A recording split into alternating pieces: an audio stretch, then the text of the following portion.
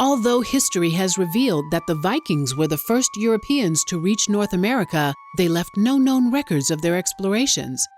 500 years after the Vikings landed, Giovanni Caboto, a 15th century Italian seafarer, was the first known European to reach the mainland of North America.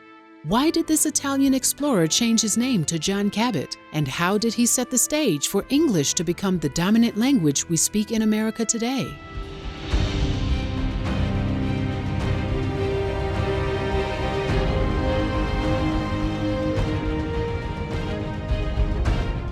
Born in Venice around 1450, Giovanni Caboto learned to navigate the seas while working for a Venetian trading company. He honed his skills sailing far across the Mediterranean Sea to reach its eastern ports, where the rich spices and silks of Asia were available for purchase.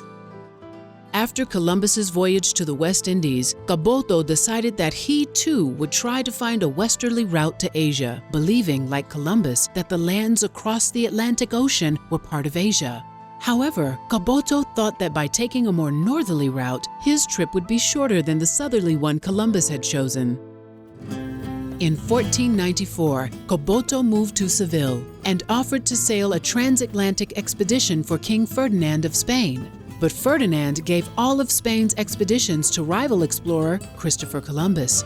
In 1496, using the English version of his name, John Cabot, he petitioned King Henry VII of Britain for a charter to navigate a northerly route to Asia. At the time, England was a weak European kingdom compared to the Mediterranean kingdoms of Spain, Portugal, and France. Henry VII envied the profits those countries had made through settlement and trade in the New World. He eagerly financed the voyage, hoping to make England a seafaring powerhouse. Henry specified that Cabot must give him a portion of any treasure he found. In May 1497, aboard the ship Matthew, Cabot and his crew of 18, including his son Sebastian, set sail from Bristol, England. 50 days later, he spotted the coast of an uncharted land. Cabot named it Newfound Land, known today as Newfoundland in Canada.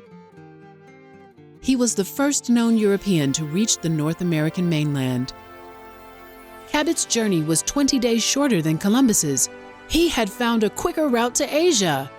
Of course, he was not in Asia at all, and there was no treasure in sight. However, Cabot did report seas teeming with codfish. The cod were so plentiful, the crew needed only to dip baskets into the water and the fish would swim in and fill them up. Cabot went ashore and claimed the land for the King of England. Upon his return to Bristol, Henry VII awarded Cabot the modest sum of £10, the equivalent of a year's salary, for discovering what was believed to be an island off the coast of China. He also awarded Cabot a grant for a second visit to Newfoundland. In May of 1498, Cabot set sail with 300 settlers on 5 ships, planning to start a colony. For nearly 500 years, no records were found about this second voyage. John Cabot was believed to have died at sea, but documents recently have emerged that might place Cabot and some of his crew members back in England, suggesting that he successfully completed the journey. Whatever the outcome of the second voyage, all historians agree that John Cabot is responsible for the first English claims in the New World. His shorter, northerly route across the Atlantic became a fast path for British colonization and opened the Canadian shores to a huge trade in cod, which kept Europe fed for centuries. The British monarchy dominated the cod industry, garnering more power and wealth than Cabot could have ever imagined, and set the stage for England's domination of North America.